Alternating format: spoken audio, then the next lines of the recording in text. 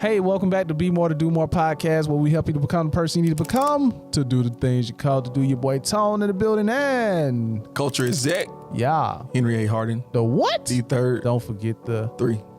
All right. If y'all noticed last week when we went over a few signs of career complacency. Yep. Now we're about to get right back into it. All right.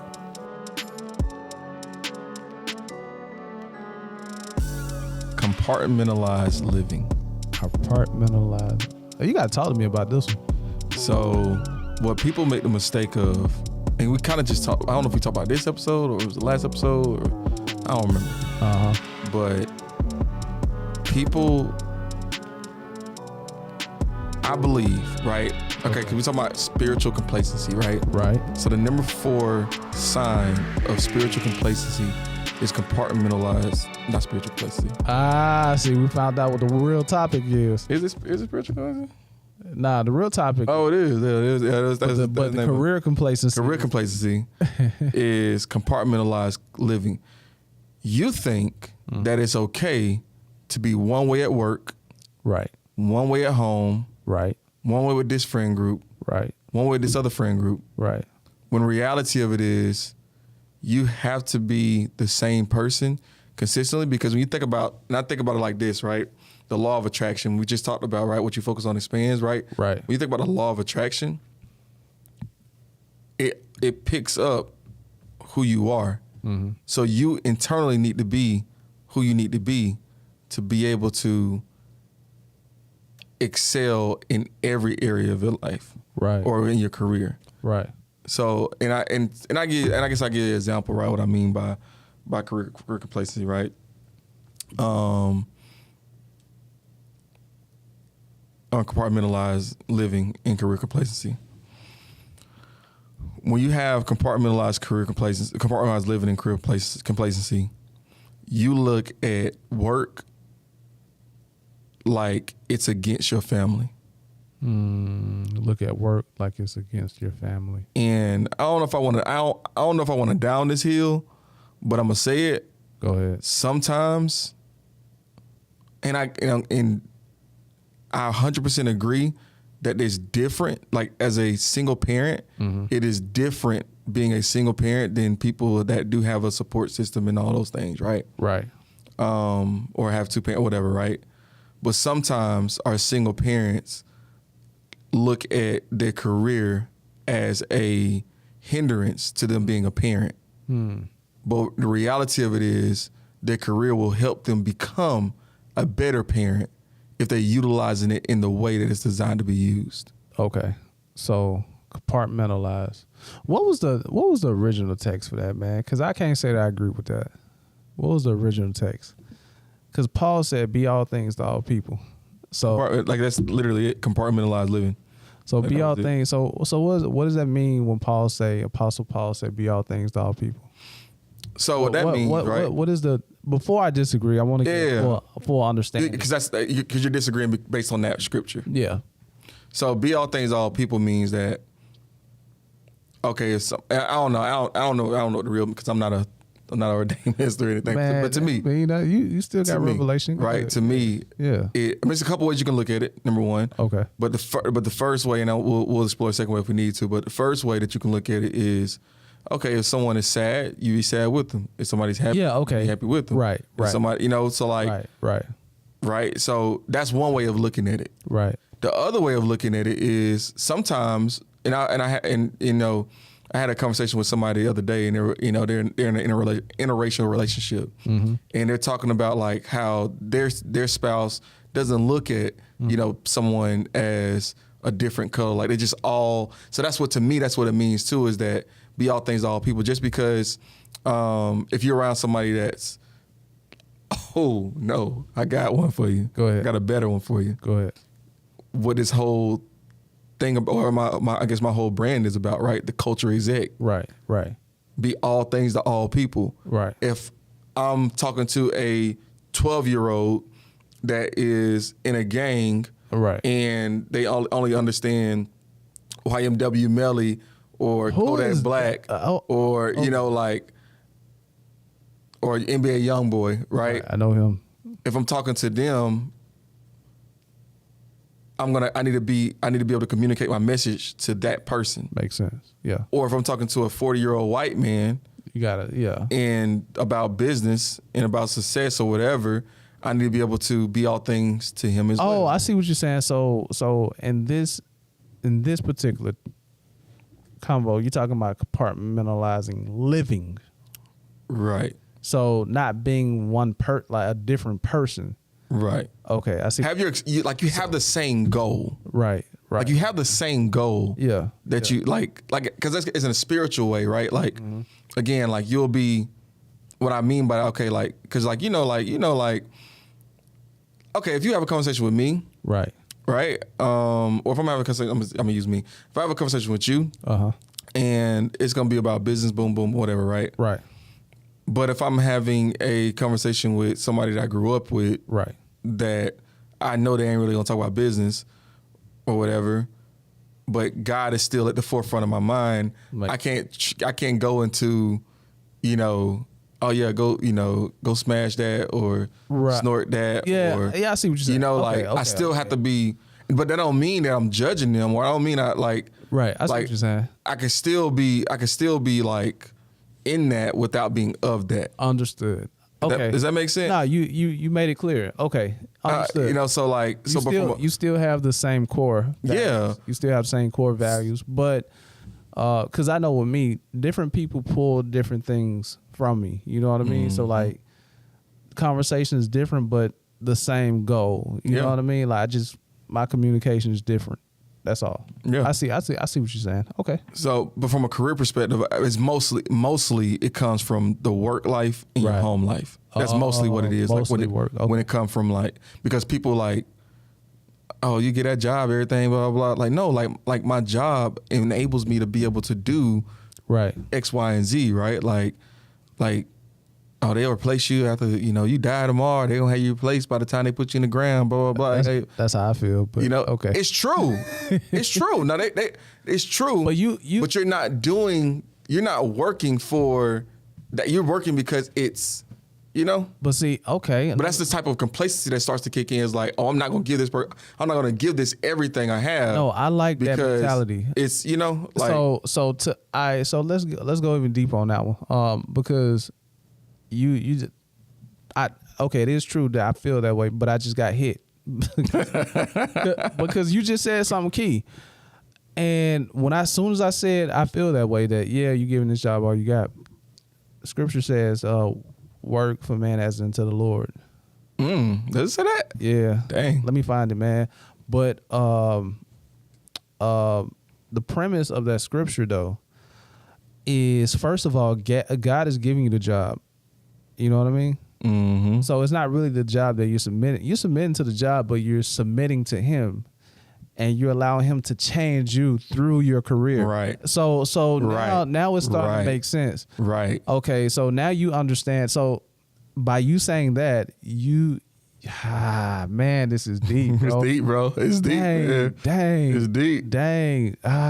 Jesus, I feel hit now. So I had like 1,000 jobs But anyway, so you're pretty much saying that the career is actually making you a better person if you learn to submit, right?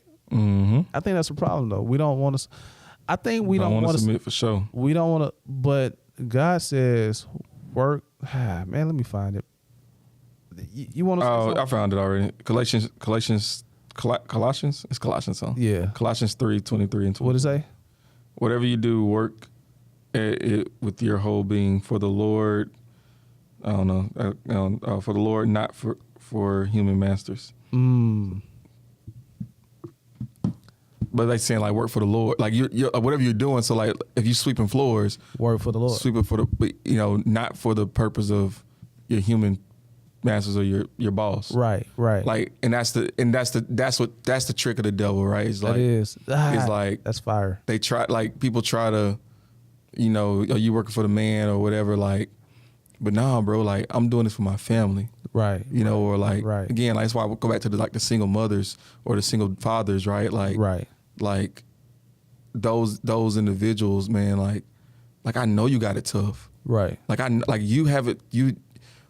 this piece of flexibility, right? Like you have it tougher than most people. Mm-hmm. But just like other people like that don't have kids, they may have it tougher from a sense of feeling loved. Right. Like you have an advantage of being able to show love and be able to feel love than that person that may be single may not have. That's true. You know, with no kids, right? There's always some advantage. It's always some advantage, right? Yeah. But sometimes we get too much of it comes too much of a highlight on that I'm working and I'm being away from my kids as like, you know, like I don't want to say like a negative thing, but like, but it's like, and I get it, but it's all about what you're, and we'll get to, it's one of these. Well, I kind of see it as like going back to the last one. You got to focus on the good. You got to focus on God. You got to focus on God. You got to. Well, actually, I'm gonna go to the next one. I was going to say this one for last. Yeah. But I feel like this is the next one needs to be. Perfect spot. Okay.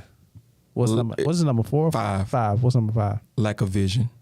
Because I feel like lack of vision encompasses everything. You don't become complacent in your career when you know where you're going. Okay.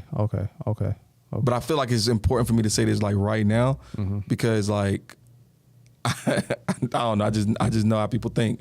So like the reality of it though, man, is like when you don't have a vision for where you want your life to go, that small sacrifice that you have to give up, it does feel like the end of the world. Yeah. And it does feel like nobody cares. Yeah. And it does feel like whatever, right? Because you don't know where you're going in life. Right. Or you don't know where you're going in your career. Right.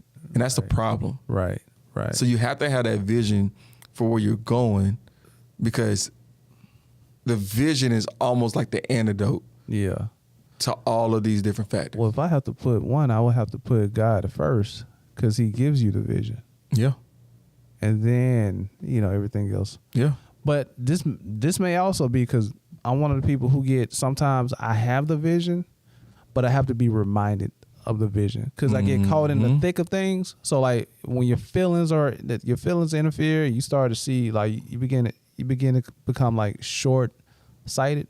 So you need to be reminded of the vision. Yeah. Sometimes. So I know I'll go through that too, man. Like where I'm going through a lot. I just need to be reminded of, hey, now you need to get back to your vision. So Yep.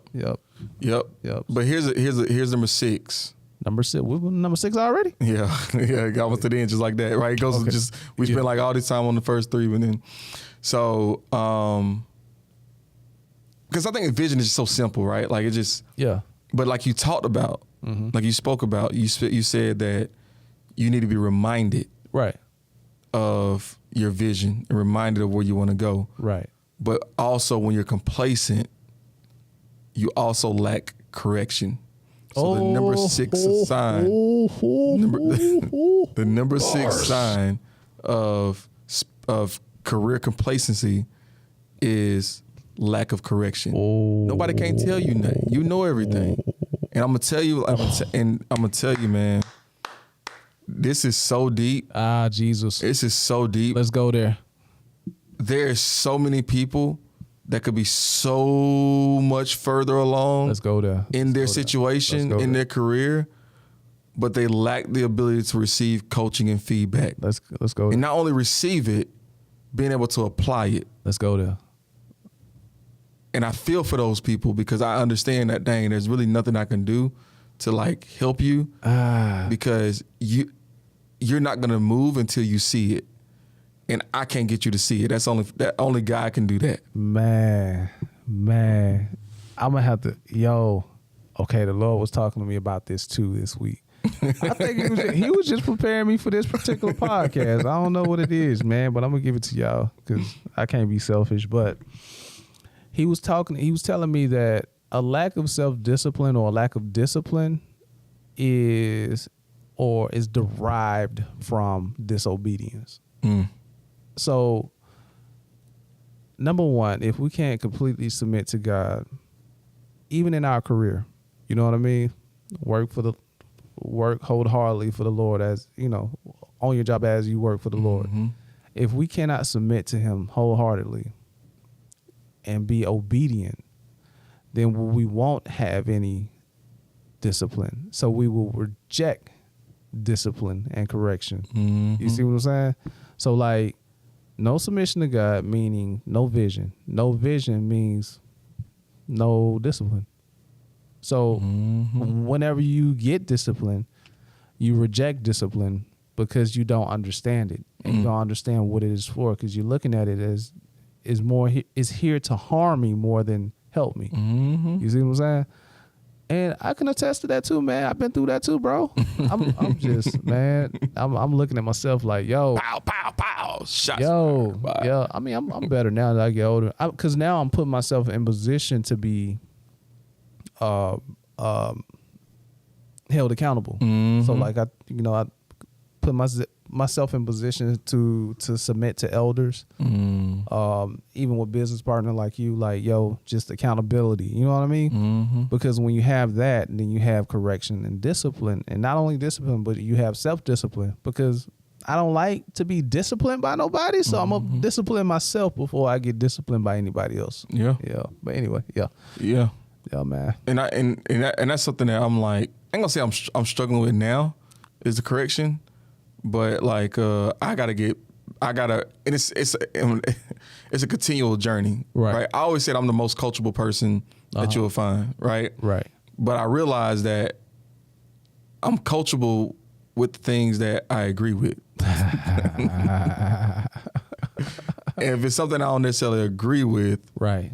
I'm not saying I'm not coachable on it, but it's like it is a little bit more of a fight. Right. Yeah. So I had to check myself in that area recently. Like, you know what? Just do it. Yeah, me too. Yeah. Just do it.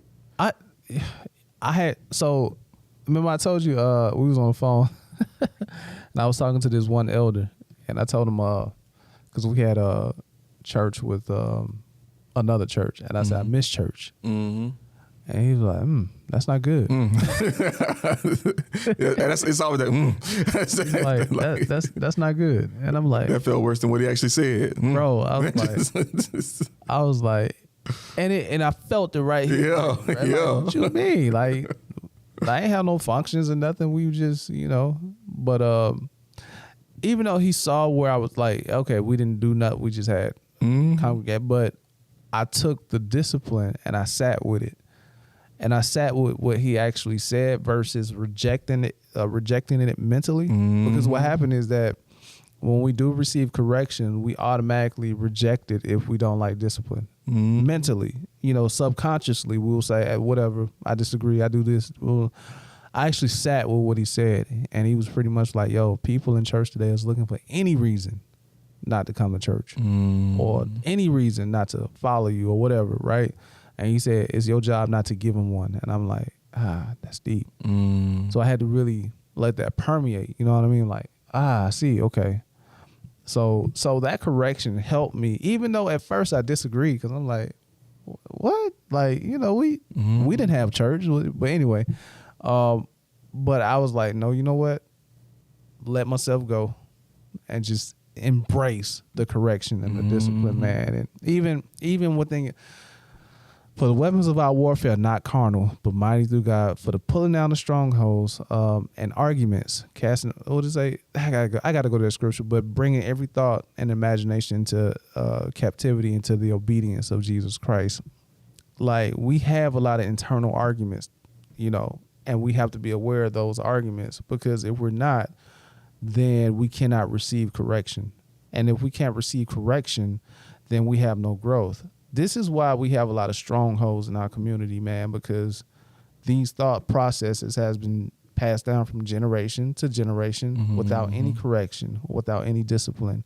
You know what I mean? So now I know, as a what they call it, generational curse breaker, stronghold breaker, I know that now I have to submit myself under some scrutiny that's going to be uncomfortable to the flesh, to the ego, to the pride, so that I can move forward and now pass this down to my son. Because it's more than just, I hear people in the Christian, I'm breaking generational curses. Hallelujah. They don't understand the process it is to go through those things. You got to put yourself under scrutiny. You know what I mean? And begin to look at things differently. But anyway, Yeah, man, that's that rant. Yeah. Yeah. Number 7. It was good, man. It was good. Number 7, I guess. Number 7. The 7th sign Well, what we got? of career complacency. Career. What? I forgot we was talking about careers. Oh. But go ahead. Over here preaching to myself, man. Go ahead. The 7th sign of career complacency is, how do I want to say this? Sad. I'm going to say it like this. Say it like that. Being too busy. Whoa. Oh, wait. Bars. And like, it's like, you originally think about that. Like, in my career, I'm supposed to be busy, right? Like like, what you doing? You so busy that and this is, it's a couple ways, a couple different things, but for me right now, this is deep, man. Go ahead. You're too busy working in something, and you're not working on you. You don't even have time. You don't even have time to like prioritize your mental health. Right. What? So your spiritual health. Like you're so busy, and that's like it's one way of it, right? It's a couple ways. Like I said, it's a couple things. Right. You're so busy that like you just and you're burning yourself out because you're just so exhausted because you're too busy. Okay. Here's the other side of that. You're so busy that you're so busy that you aren't like you don't make time to do things that are really important. Okay. You know? That's what like things that really matter. So I want to stick there because often, and I've seen this in a workplace where you ever call the manager and they're like always busy. Yeah. But you look at their numbers and you're like, what are you doing? What are you doing all day? Like, what are you doing all day? Like you're you talking about like, I'm looking at your results. Your results suck. I'm just being real. Like your results suck. I don't care how busy you are. Right. I don't care. Right. I don't care because your results suck. Man, I see this too often. You know, right. And at the end of the day, when you're in a career, you're there to do a job. That's true. And your job cannot be running around whatever. Like that's not your job. I think it's the job is to bring results. You know, I think business can be an excuse. 1,000%. I think business can be an excuse to it could be an excuse to prevent from working on something that can really move the needle, but it is uncomfortable for you. Yep. You know what I mean? I remember I used to do that, bro. I used to be going back to my banking days.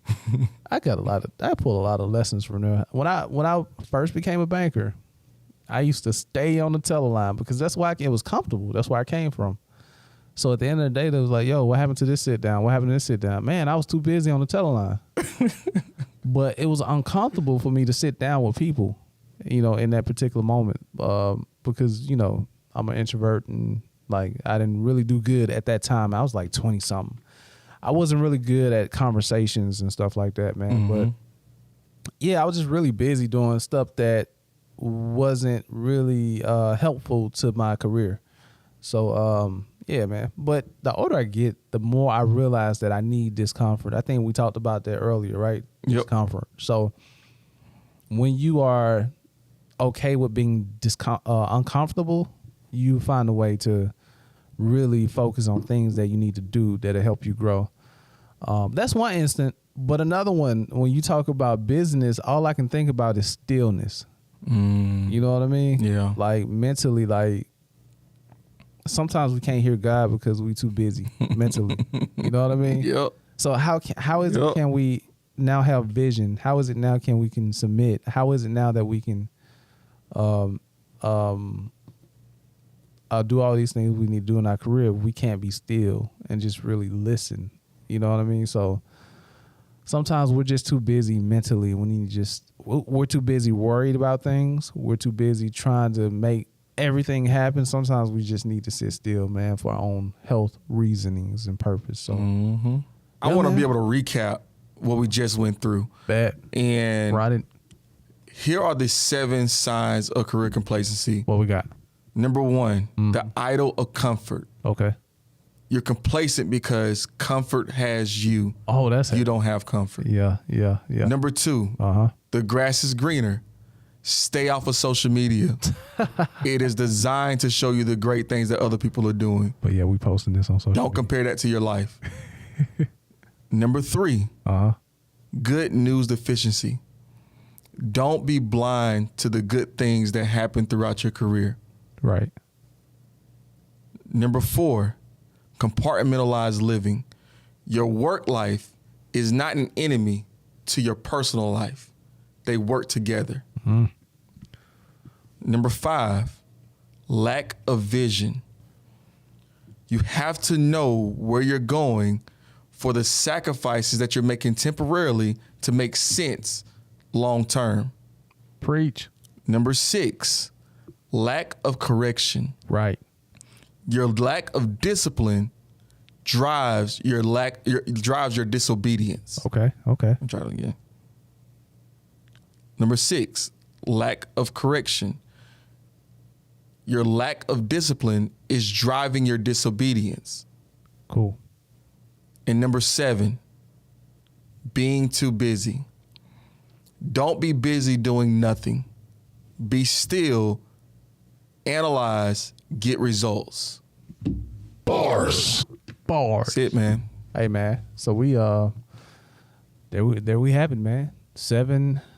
Why I want to say 7 habits of highly effective people. It should be right. It's right. It's right there, man. I guess that book still stuck with me, man. Good marketing. Yeah, it is, right? Got some good marketing, man. For real, man. But man, there you have it, man. And I got an A tip. I got. What you got? A little bonus? Okay, little bonus. Okay, what you got? Not writing it down. Yeah. Hey, that's marketing right there, baby. Hey, he a professional, man. He been doing it all day. He a professional. I love it. 8th sign of career complacency, you don't write nothing down. So I suggest you to write everything down. And if you want to do that, man, go ahead and go to Amazon and get that What Am I Doing Right? Leadership journal, man. Hey, this journal is a game changer. You can tackle your goals. You can tackle your purpose. You can tackle... This is a holistic journal, man. So I'm loving it, man. You guys be sure to get that and do me a favor, man. Like this, share this, hit the bell. Hit the bell. Hit the bell, man. Let's get this information out of here, and we're out. We're out. All right. When the last time you told somebody keep their head up because you concerned about them. Stick and move, we can get it done. Call it unity, it ain't no way around it. Cultivating, we get motivation from the big guy. We don't play about them. Going hard for the game, showing.